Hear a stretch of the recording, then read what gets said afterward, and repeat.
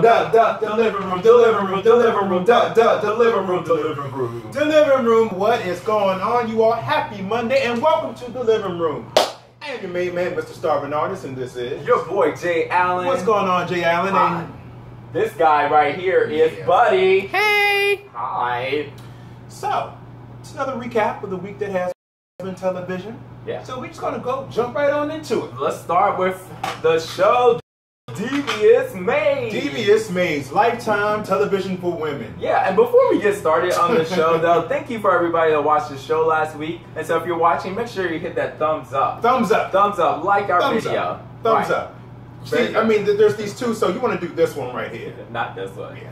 Thumbs up. Thumbs up. All right. Take it. Devious Maids. So, we told you last week that Evelyn Powell, there was a murder at her house. She found a leg. She found a leg in her yard. In her garden, yes. Right. And we also told you that Carmen also is her new maid. And so she's kind of instructing Carmen. Yeah, maid. She's acclimating Carmen to that. And it's just like, Carmen, this is what you got to do. I have an image to uphold, And as soon as she says that, a California Beverly Hills tour bus. This is the murder house. The Powell murder house. She has an image to uphold. Yes. Yeah. Because this is not the first murder she's had. Not the first one. Not at that house. The second one.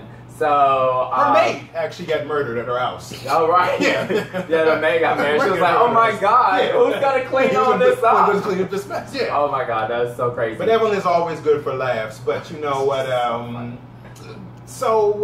Now she wants to sell the house. She wants to sell her house because of the bad. What? Yeah. I mean, I just agree. Like, she sounds like she need to move or something. She keep having I moved after the first time. Yeah. After they pulled off the tape, yeah. Like, get rid of this place. So, like, y'all seen the Poltergeist? Yes. No, it's real. It's real. But now she wants to sell the house, and somehow she's connected with Carmen's boyfriend's guy that she used to mess around with that's married, a realtor. And so the realtor shows up and Carmen thinks that she's here. Like, she was like, leave me alone. Like, I'm so tired. Adios mio, leave me alone. And he's like, no, I'm here to sell the house. Yes. And so, he's like, I can come by any time. And so he actually comes by one day when they're not home, and they actually end up getting it in. They actually getting it in right in Adrian's liquor room. Yeah, in the study. In the study. And Adrian comes in there and he wants a drink. Right, and he's like, hey, and she's like, she's putting on her clothes, and he's putting on her clothes. She's like, one moment. He was like, what's the problem? What's the problem? And she's like, it's really dirty. It's really dirty. And it's like, Carmen, I just want a drink. And, Adrian's been into this whole bondage, dominatrix sort of thing the past couple of episodes. And Carmen being so forceful with him actually got Adrian kind of gone. Right, because he opens the door and she's like so determined because she don't want him to find out, and she slams the door, but his hand is in the door. And so she like slams his hand in the door. If anybody's had a door slammed in there, you know how painful that is. Not only is it painful, there's nothing hot about it. Right, no, and so she thinks she's gonna get fired, but then, since he's like liking this pain, pain is sexy to him. And so he's loving this, and so he's like she's talking to him. She's like, "I'm so sorry," and he was like, "Oh no, it's fine. It's fine. Okay. Anytime I'm gonna slam my door in the hand, go for it, Carmen." And then, like when she's talking to him, and he says to her very discreetly, like, "Can I leave?" And she's like, okay. Sure. Right, so he's like into some extreme pain. Yes, he is. I like a little tap here and there, but no extreme pain. No tap. What else is going on in there? What's going on with Devious Maids? A new maid in town. Oh, there's a new maid in town that comes to start by Mirasol's agency. Mirasol's Jesse is a male maid. Yeah, male maid. Yes, and so they have a black man playing a Puerto Rican. Is he black? He look like he's Hispanic. He could be from the Dominican Republic. Yeah, we'll go with that. Yes, okay. So he comes in and he wants a job, and Marisol is like, "You're a man. Why do you want to be a maid?" And so she won't give him a job, basically, because she thinks there's something up with him because he's. And she's right. There's something up with him. Woo! But you can't say that just because he's a man. Not based upon that wants to be a maid. Like, that's sexist, and that's illegal, Marisol. Marisol ain't running her business through the Better Business Bureau. She just opened up an agency. She ain't signed no papers. She ain't done nothing. Right. So, but you know, he's a little sneaky anyway. So he finds out that this other maid has been fired, and he's like, "Yo, so where'd you get fired from?" And he just shows up there, and it was like, "Oh, Marisol, just the agency sent me." Right. But this lady actually ends up liking him because she hasn't liked any of the maids that she had before. Because, you know, they're too chatty. They're too nice. She don't like nice maids. She doesn't like interaction with the help. Right, no. Because the lady was like, "Hey, how are you today?" And she was like, ugh. Just clean my Don't house, talk to me, please. Oh, damn. Right. Like polish them toilets. Right. So, yeah, she ended up liking Jesse, and Jesse ended up, like, working out to his advantage with Marisol. So, because Marisol didn't want to have a bad reputation because this woman likes him so much. Right. So and because she said also she hadn't paid Marisol. You hadn't paid Marisol. There was a big issue for me that I heard that. It was like, you ain't paid her yet. This is the third maid? Right. This is the third maid that she didn't have? Right, but you ain't paid me after the first maid. I'm not about to keep sending no other maids. That's how you know Marisol don't got no papers on this business. She don't got nothing official going on with this. Like, if you would have sent me another one, I was not going to pay you. Not going to pay you. Right, so.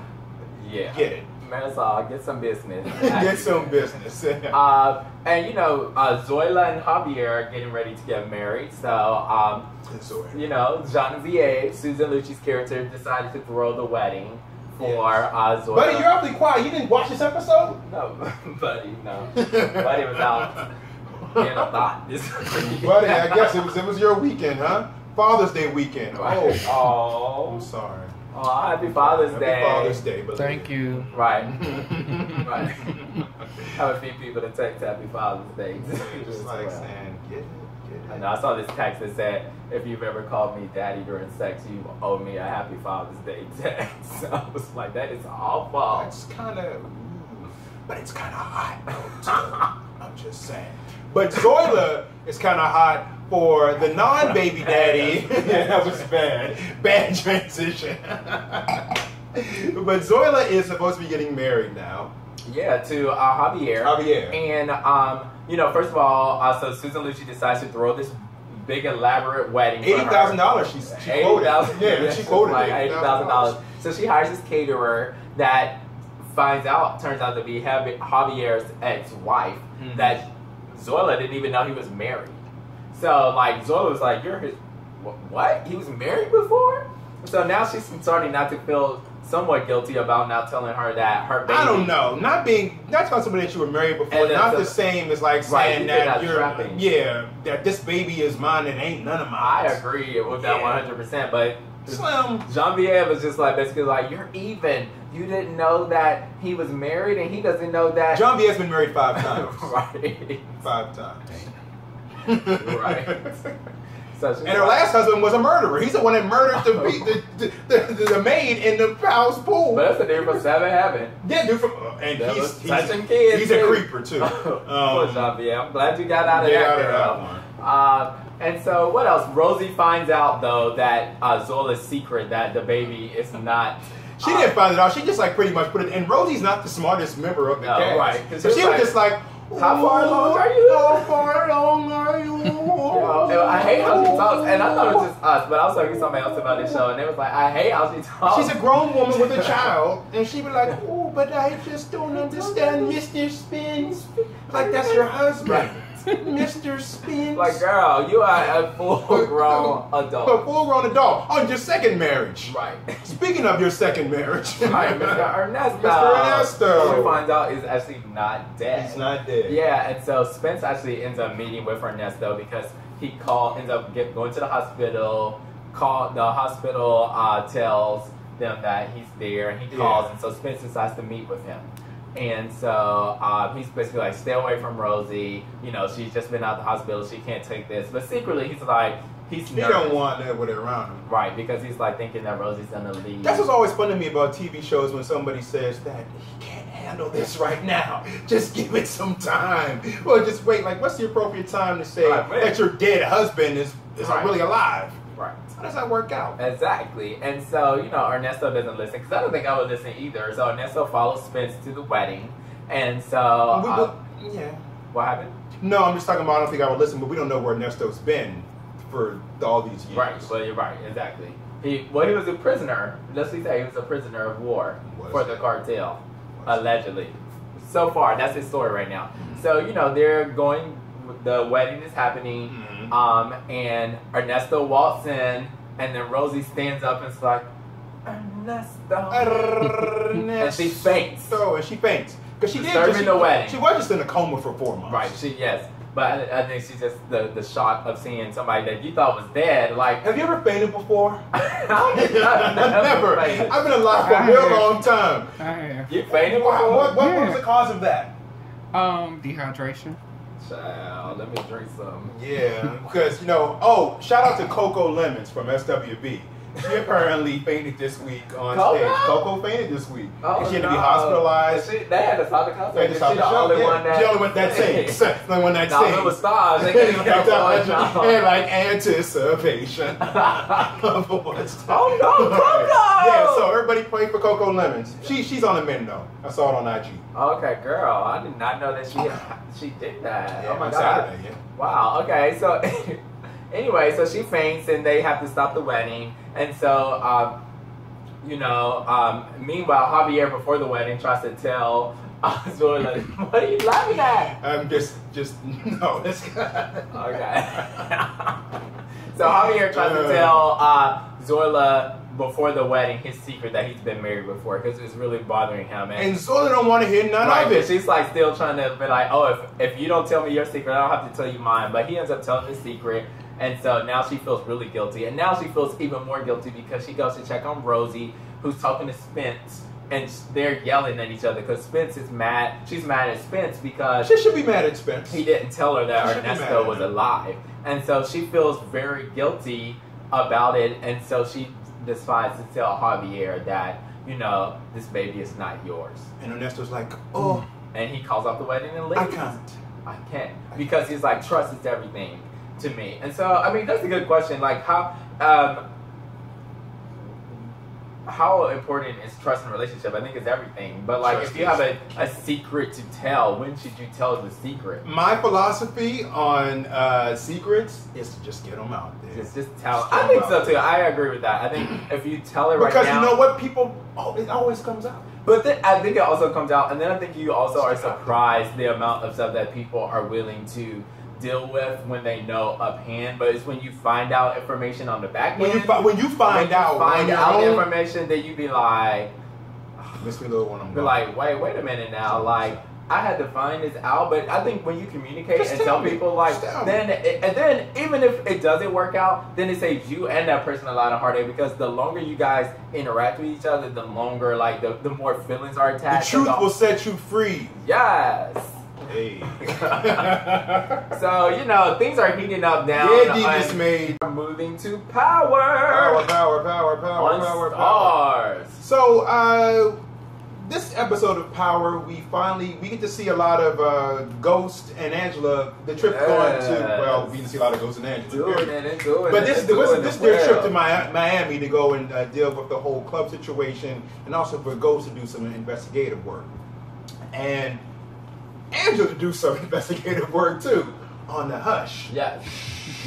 So they go down there, and Angela, basically, they're kind of living a fantasy life. They're together. They're in another state where they don't have to worry about someone they know seeing each other. They're able to, Tasha, his wife, seeing each other. Another side chick. I mean, this is just crazy. And so they're like living a life, and he's like, "Are you gonna move down here?" Maury Hardwick always got a side chick though. Right, Mary Jane first. Now this girl here. His hairline is fixed. I know that. His hairline looked real good this episode, though. Makeup department. Yeah, get that Beijing. Yeah. A little touch up. Okay, yo, that's what I'm doing. I'm there. So, he's convincing her, like, to move. He was like, go to the office. She was like, yeah, I'll go see if they have an opening down here. Like, why are you going to even...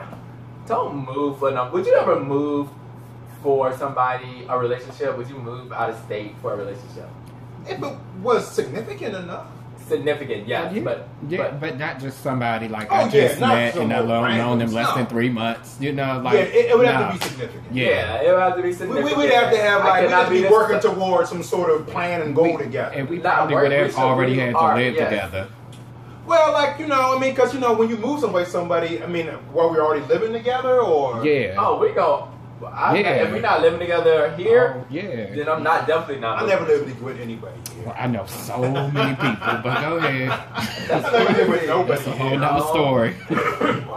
Oh wow. Well, anyway, so she goes into the Miami office, and then also she's kind of helping Ghost with some work to try to help one of the club owners. So she's like, "Oh, I'll break into the system to get some information." She's getting it. That's illegal, right? What she's doing is illegal. She's been illegal since she found the show. So she runs into someone she knows. She's been breaking all kinds of crimes. Right, and she's like, "Oh, girl, come on in." And she was like, what you been up to, yada, yada, yada. And she's like, oh, well, I'm thinking about moving here. And she was like, oh, well, if you're going to move here, there's always a job. So she's got a job secured in case she's going to move down there. And then so she... Do you hear that, all the unemployed Americans in the United States of America? There's always a job in Miami. But listen, no, it's all about who you know. Yeah. It's all about who you know. If you know the right people, true, you can get any job you want to. That's how most people get a job for the most part. Like, the job that you want is who you know.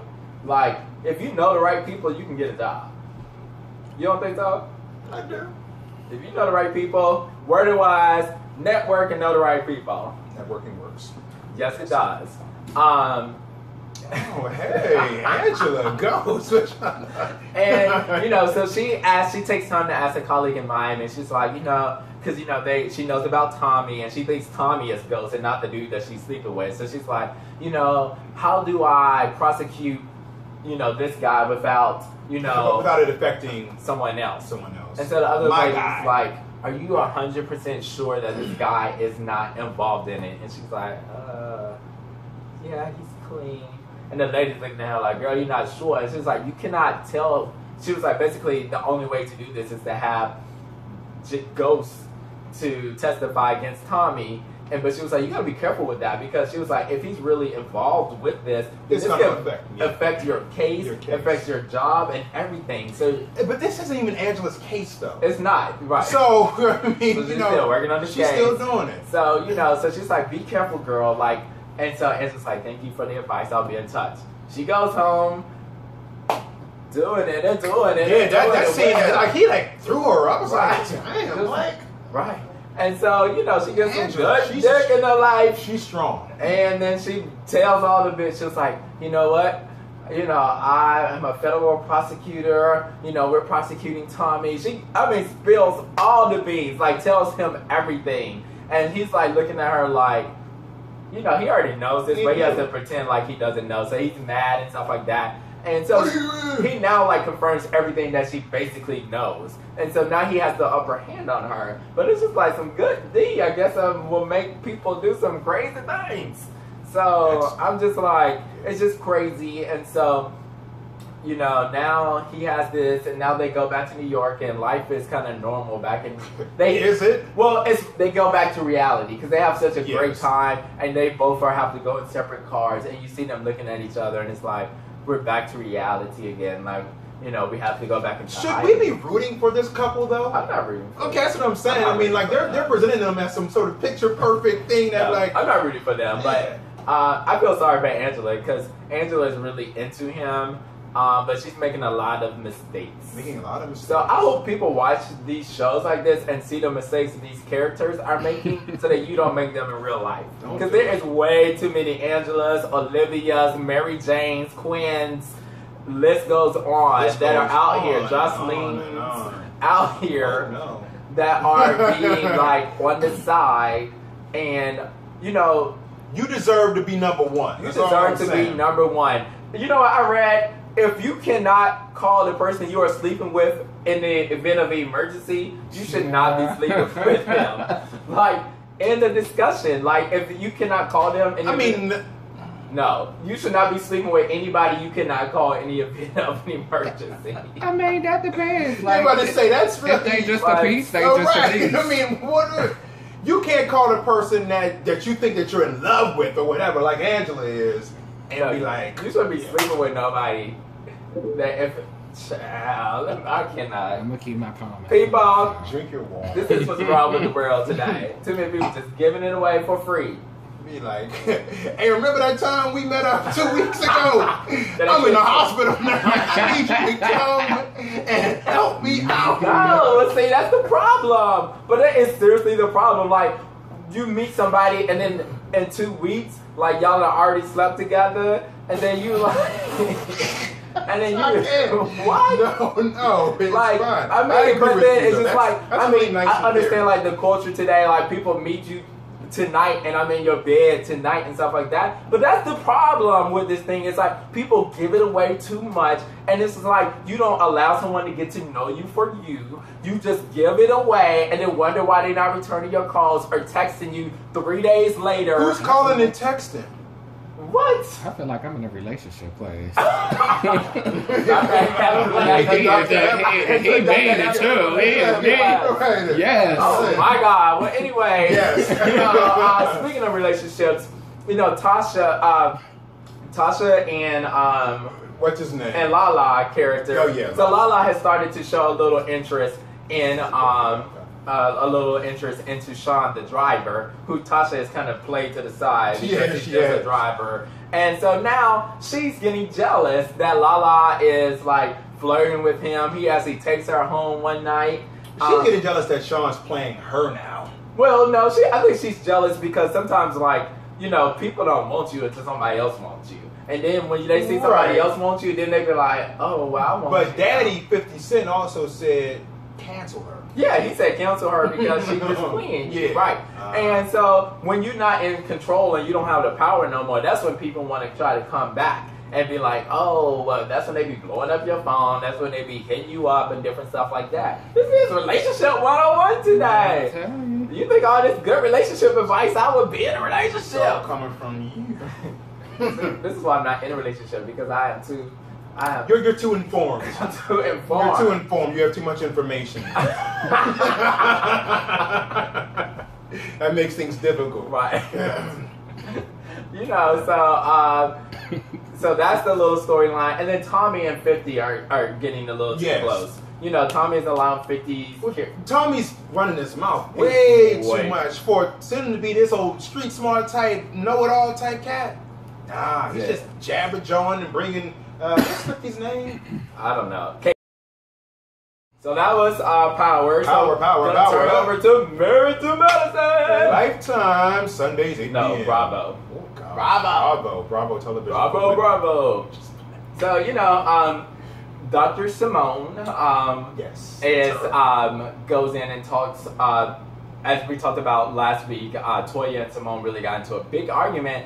And so she goes to talk to Jackie about that. Jackie comes to talk to her. Right, and Jackie's like, why is this lady, like, allowing you, somebody that you really don't know, that you've known for a year and a half, maybe 2 years, why are you allowing somebody like that to get you so far out of character like that?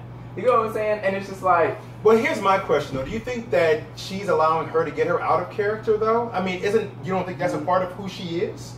Well, because Jackie said that they've known each other for 20 years. Yeah. She was like, we've known each other for 20 years, and that, you know, like, we've had businesses together, we've broken up, we've had arguments and fights together and stuff like that. I've known you for 20 years, and you've never really been like that. I mean, I think she's a little feisty, but I think something with Toya, it really causes her to get outside of herself. Well, yeah.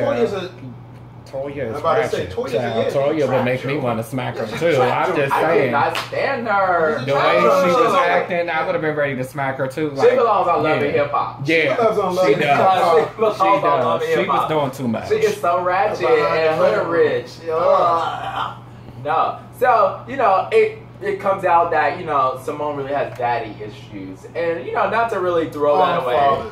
You know, and that's why I was like, you know what? They could have played this episode another day. Like, on Father's Day, really? Like, come on, that's the issue with things. Like, on Father's Day, I'm sorry to detour, but on Father's Day, we do not need to be showing, like, having conversations about fathers step up and take care of your kids, you know, yada, yada, yada. We need to just always celebrate the fathers that are doing the right people that thing are doing things. And celebrate them. Right, because it's just like, I'm not even a father, and I just be like, your father figure some people, I'm sure.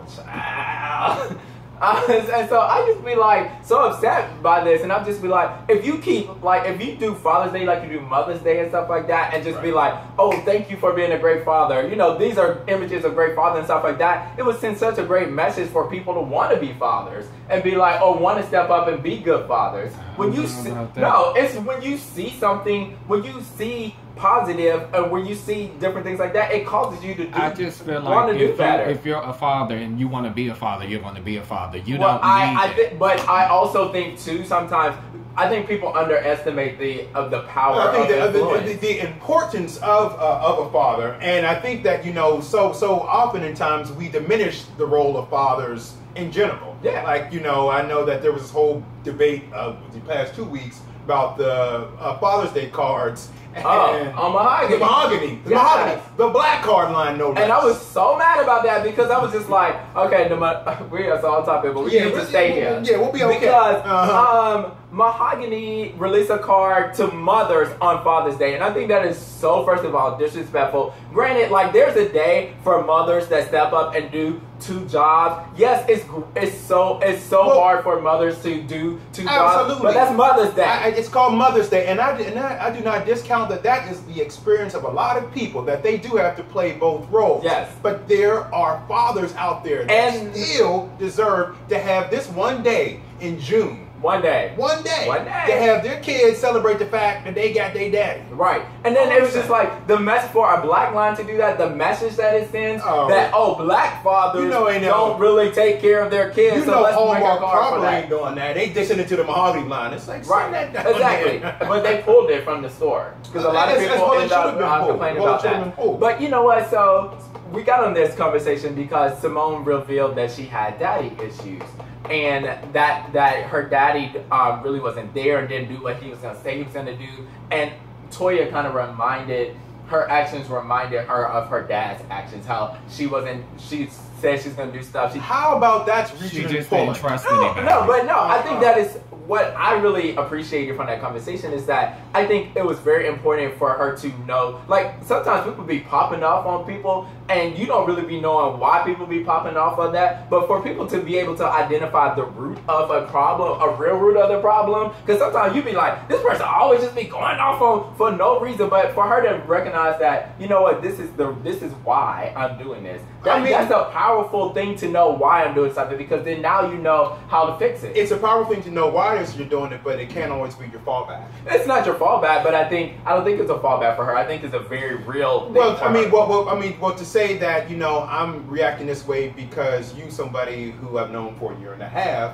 is reminding me of my father, who's been gone from my life for quite some time. I just think real. She has a defense mechanism. I think that's what it is. Based off from what her father did, when people do that to her, she just put their wall up. And it's just natural, Right. Exactly. But that needs to be addressed and worked on. Right. Yes, I agree. It should be worked on, but I feel like it's not an excuse. I mean, I think that stuff like that is real. Like, you're feeling some kind of way, and because I felt some kind of way, I've decided to everybody that I meet, just like the whole Nene situation. Exactly, but see, I was going to think about Nene because everybody always discounts the fact that this woman did not have her mother, her father, doesn't know who her biological father really even is. Her mother left her. She was raised by her aunts, and Nene has built up some very strong defense mechanisms. Right. Yeah, which is why I was just like, I think it's important to know where it's coming from, because when you know the exact root of it, then you can start to work on it, like you guys said, to work on it, to figure out how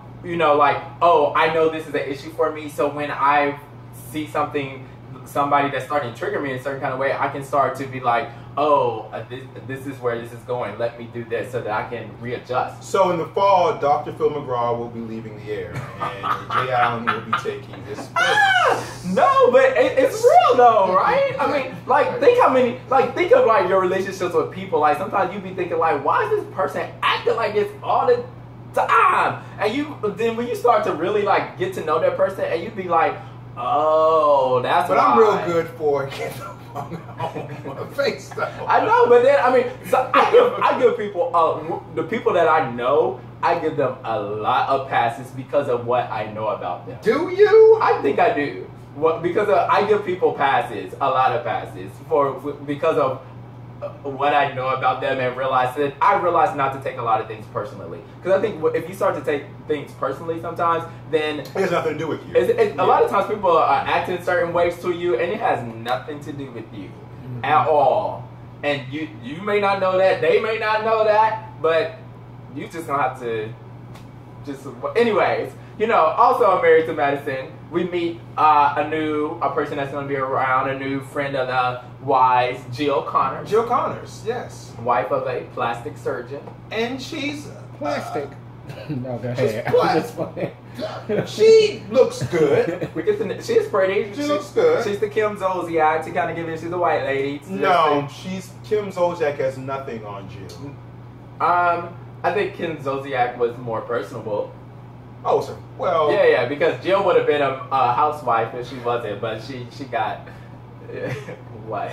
No, I just thought about Kim's first season on that show and that wig she used to have. There's a typo between me and thee.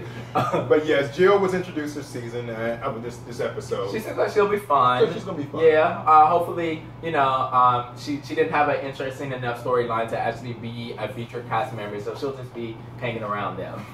Demetria with more lives. Demetria more lives. So, Roger Bob. And then so they go to Dr. Heavenly and Dr. Lisa. No, not Dr. Heavenly and Lisa Nicole are getting honored.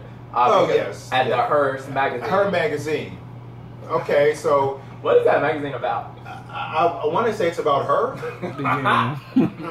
Well, they're on the cover. They're on the cover. And apparently, so apparently a lot of people have been on the cover of this magazine. But they got four issues. Yeah. They got four. So, and they have been on...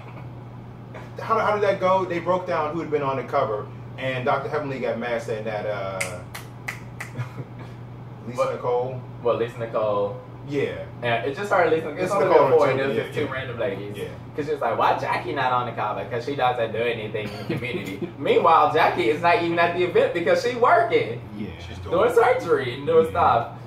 And so, they get to having a conversation. The women get to have a conversation about Toya was talking about how her and her man go to the strip club because Jill and Toya was talking and saying, oh, do you think one of them would go with them to Cheetah? Which Cheetah is this club in Atlanta off of Piedmont. That's like the classy strip club.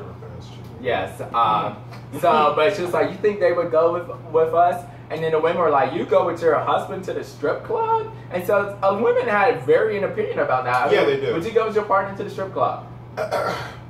Yes. Okay. What about you, buddy? Would you go? Yeah. Okay.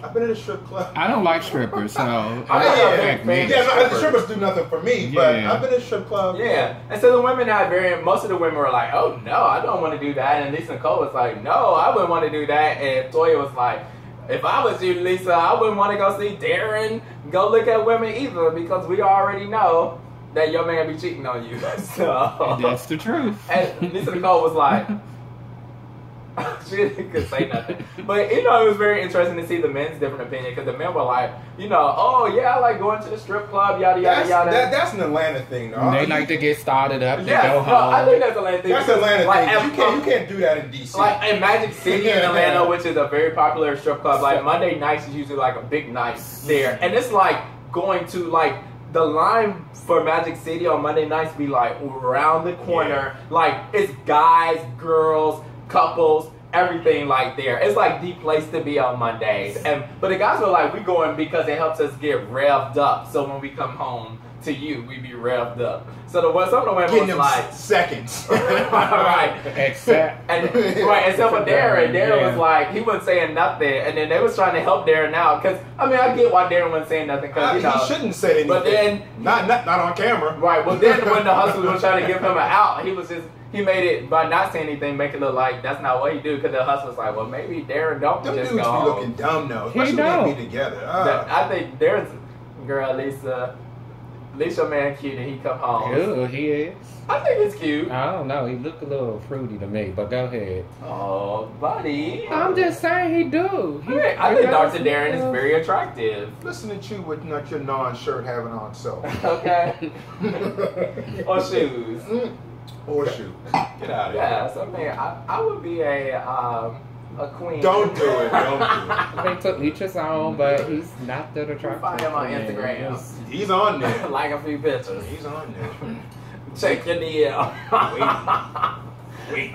So that's Married to Medicine. Apparently the next episode is supposed to turn up because Quad finally confronts Lisa Nicole with the background check. And she's drink in her face. Yeah, so get ready for that.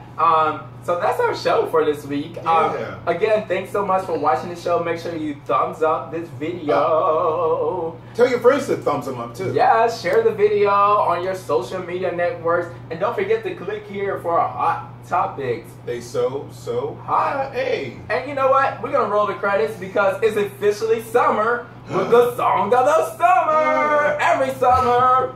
Roll it.